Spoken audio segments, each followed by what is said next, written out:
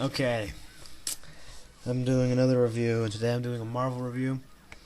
I don't know why I announced the Marvel reviews. I've been noticing that lately as I record these. I'm definitely doing this sometime after I do my Brian Michael Bendis video.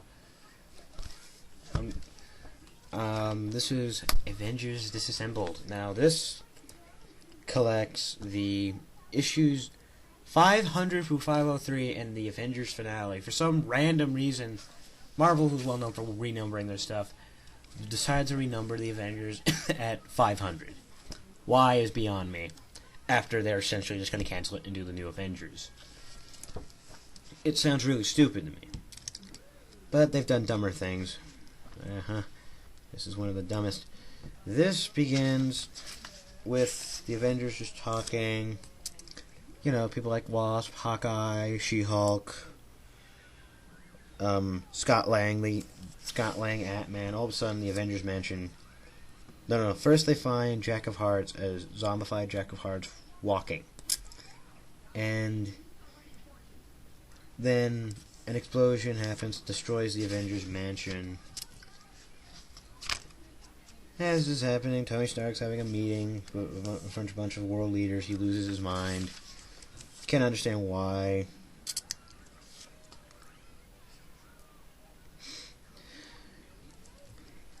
As is happening, Captain America wondering what's going on. I mean, how could a place just blow up? And then you see a giant Ultron robot emerge. No, you just see all this happen, and it turns out all the as this is happening, characters are having these random bouts of anger, which are I believe being caused by the Scarlet Witch. I'm not sure. One thing that's really confusing about this.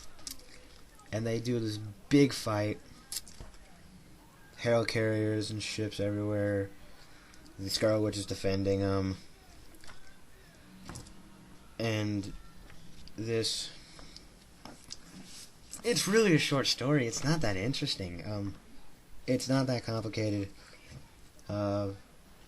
It's just basically Scarlet Witch goes crazy, and big battle. Turns out she tried to recreate a world where her two sons exist, with Wonder Man and Vision.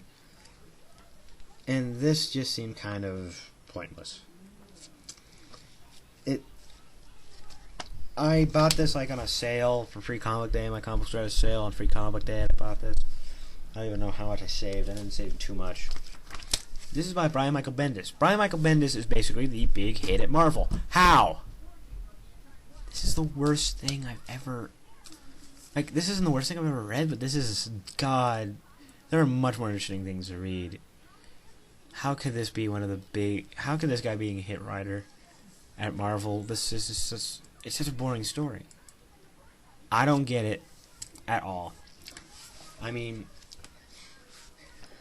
All of a sudden, you see this happen, all of a sudden the mansion explodes. Yeah, that's big. You see the Vision. All of a sudden, he melts and coughs out a bunch of weird balls that have Ultrons in them. Hawkeye dies like a punk in here. Not like this.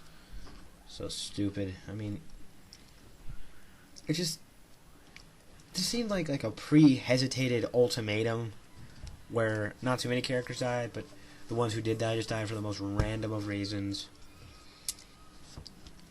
And then the final part, the finale, the Avengers finale, which is essentially just them meeting at the destroyed, charred mansion and then reminiscing. That's cool. A lot of the art styles are pretty cool to look at.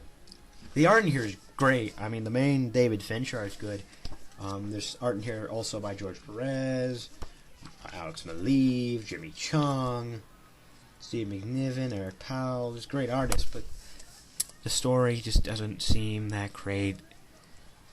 I've not been enjoying Avengers by Bendis at all. This just seems pointless to me.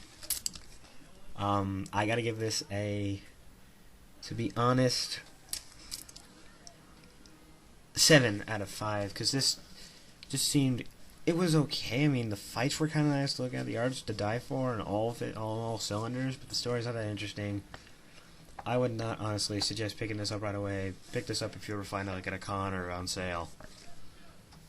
I just don't see how this guy could be the great guy at Marvel right now. He's not that interesting. I mean, the action scenes are nice to look at, but he's just all dialogue. It's all boring. That's all I gotta say.